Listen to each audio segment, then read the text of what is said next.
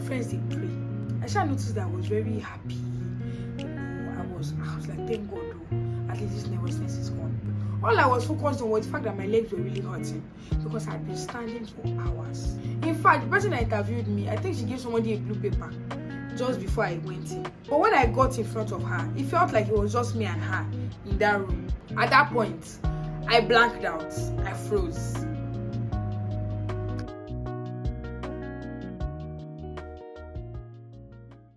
Hi folks, welcome back to my YouTube channel. This is going to be a very short video because the weather is hot and I had to lock my windows because of noise.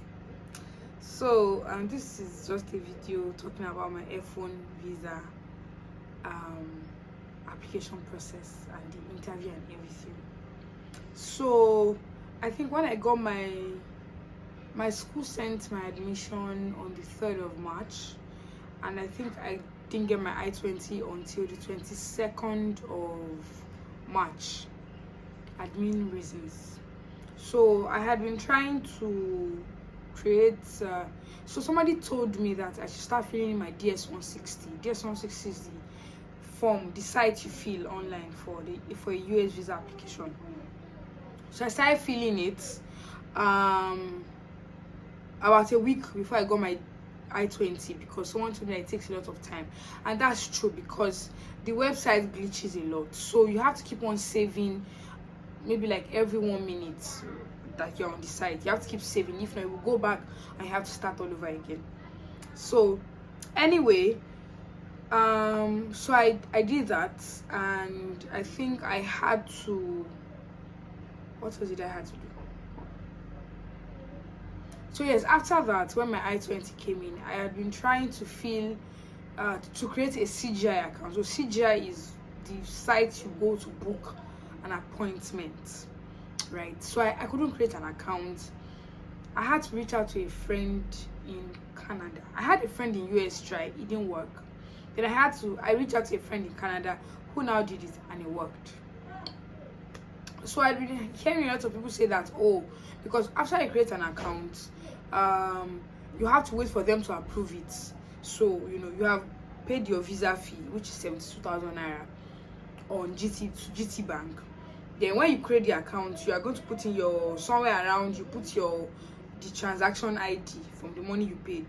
So I think the embassy staff needs to confirm the money you paid before they allow you open an account, before they allow you book an appointment or something like that. So anyway, people had been complaining about it for a while, but luckily for me, I think about 2 hours later after I opened the account, they told me that I could book a date.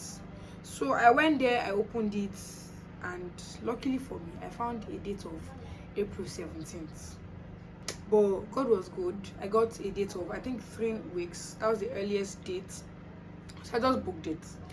And so after I did that, I was supposed to pay a service fee. I'll put the meaning of service somewhere here. Service is like an academic fee, something, $350. And as God will have it, a friend of mine said, instead of paying like the full Naira conversion, I think the Naira equivalent was supposed to be about almost 300k. But a friend of mine that paid for me was like, oh, that I should just give her 100k and she would cover the rest.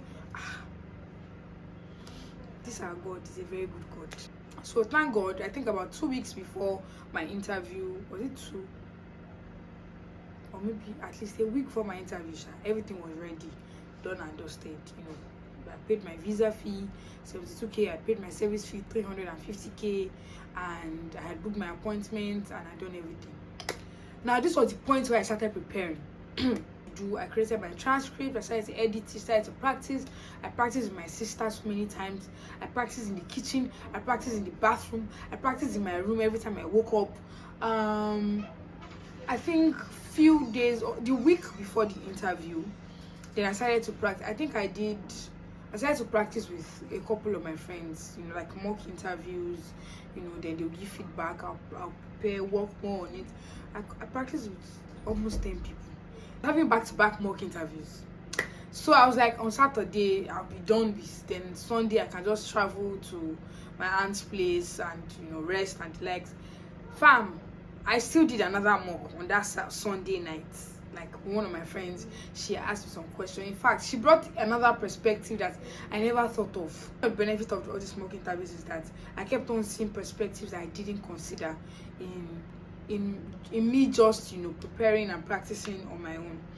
So my last mock was on Sunday. Then I think that night I didn't sleep. I planned to sleep. Oh yes, aside that, I texted all my friends that they should please pray for me, pray with me. The amount of people that prayed with me on that Sunday, my friends, they pray. Meanwhile, I had been feeling very, very nervous before that, and I kept on praying that God, please help me move this nervousness, help me move it, please. And I told my friends, I confided in them, and they were like, they should giving me a defying words, define my spirit, don't worry, don't be scared, God has done this, things like that. I'm really, really grateful to them. God bless them. So on Sunday, I had a bunch of them actually call and send messages, like call and pray with me, send messages, send voice notes. I was like, God, thank you. I've practiced and I've prayed. The Bible says, walk and pray. So I did everything. And I had been doing, I think the week before the interview, I had been doing lots of Thanksgiving. I stopped doing like requesting. I was not doing Thanksgiving. That God that has brought me this far will not stop here. So I thought I was going to sleep around 10 p.m. I tried to sleep. Sleep was not coming. Sleep didn't come. So I didn't sleep until 1. I think around maybe like 12:50 or something. And I woke up 4 a.m. My interview was 10:15. I woke up 4 a.m. because I had to leave. My aunt had to leave, to go to the embassy, and we had to beat traffic. All that Ajah traffic, we had to beat it, so we left on time. So when I got to her office, I had to wait for a while. Then I think around maybe 7:30, I took a cab to the embassy. I got there 7:45. So 7:45, I joined the queue, and we kept on moving slowly. So you can't take your phone along, only your documents. You can't take your phone along. So I left my phone and my bag with my aunt, and I just took cash in my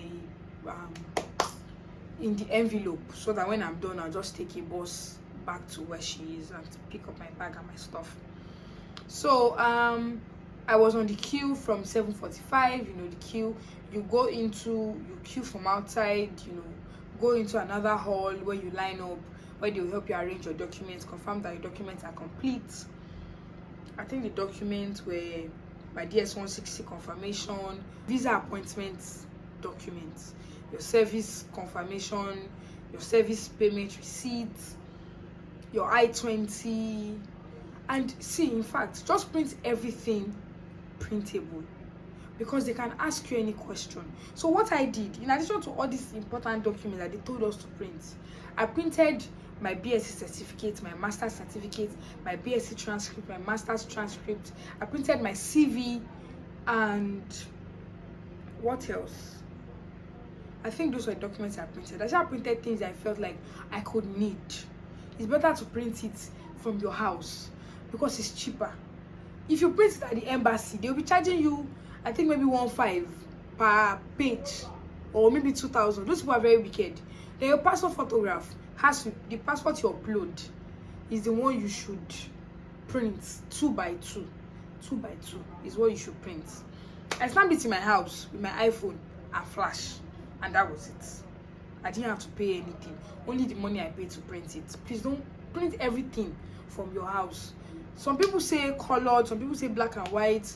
Actually, I don't see a difference. Maybe just the I-20 and the confirmation page where your passport is on should be colored, because your school will sign with blue pen.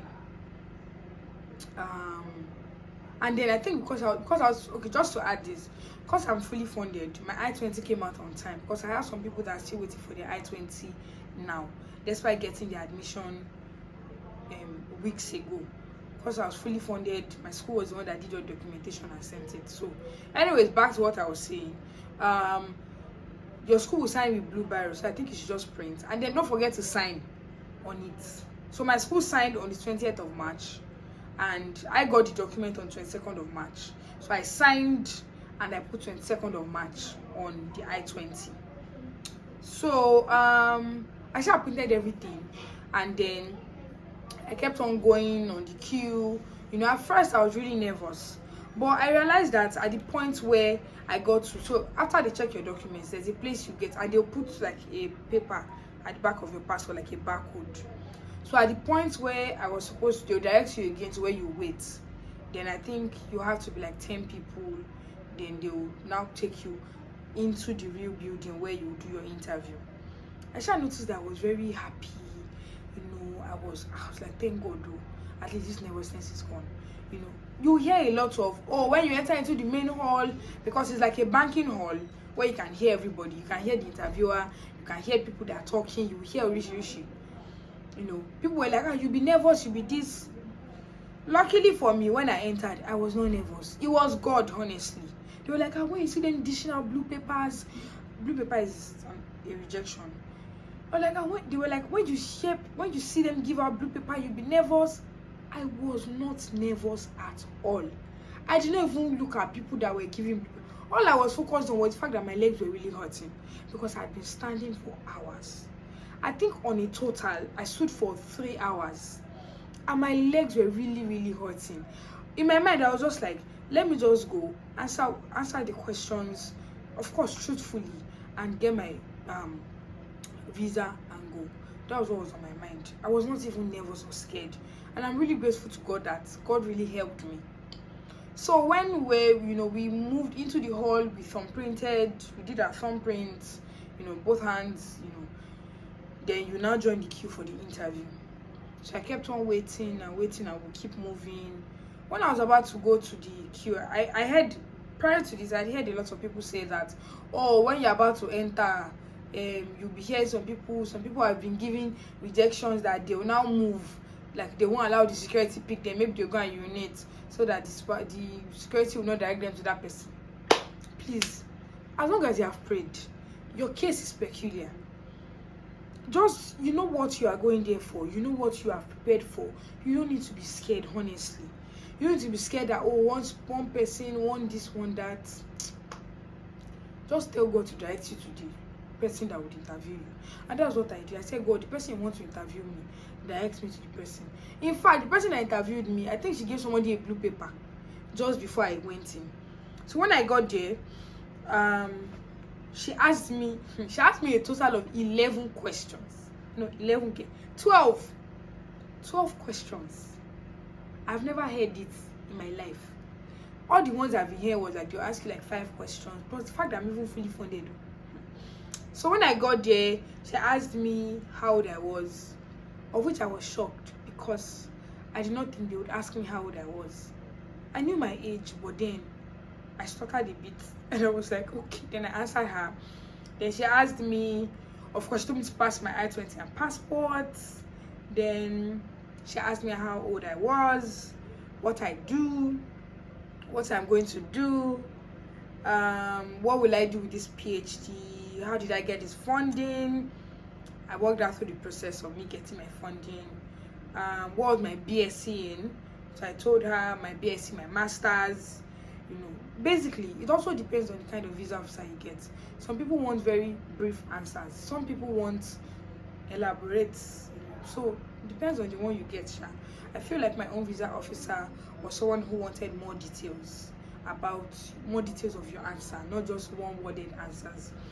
So she asked me what I got my BSc in, and I remember I talked about my SOP, and she was like, "What is your passion?" I was like, reproductive health. And she asked me how many years my program was. She asked if I was married. She asked if I had kids.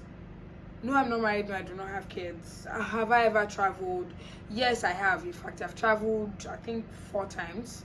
And what I did was I made sure to talk about what I traveled for and how it's related to what I was doing. I talked about the two major ones, the most recent one and another one in 2018. Basically, don't just tell them where that you traveled and where you traveled to. Talk about what you went to do where you traveled to. It gives you a lot of credence. It adds a lot of credence to your work. And I just realized that my voice was so loud because I didn't even feel like there were over 50 people in that place. But when I got in front of her, it felt like it was just me and her in that room. And my voice was very loud because I wanted to make sure I was projecting, and I was very, very confident with my answers. And next thing was, I'll be approving your visa. At that point, I blanked out. I froze. I hear people say it a lot, that they don't hear anything after the VO says that. But I felt it like firsthand. She said it and I was looking at the white paper and I didn't even take it. I was just looking. All the remaining things she said, I was just hearing it in the background. I didn't hear anything. It was now later, my mind now came back. I was like, oh, okay, what did you say? She was like, oh, you can't enter until this time. She basically explained some things to me. I didn't understand at that point, but I knew that when I get home, I'll try to remember and I'll understand it at that time. So basically, I took my paper, I took everything, and I was so happy. I was excited. God is good. That is all I can say. God is good and his mercies endureth forever. And God is never late. One thing I always say is that dream, God will fund it. So anyway, that was like just a brief video about how my F1 visa preparation, application and interview went. If you have any questions, you can drop it in the comment section below and I'll try to get to answer it. But yeah, for everyone who is going in for their own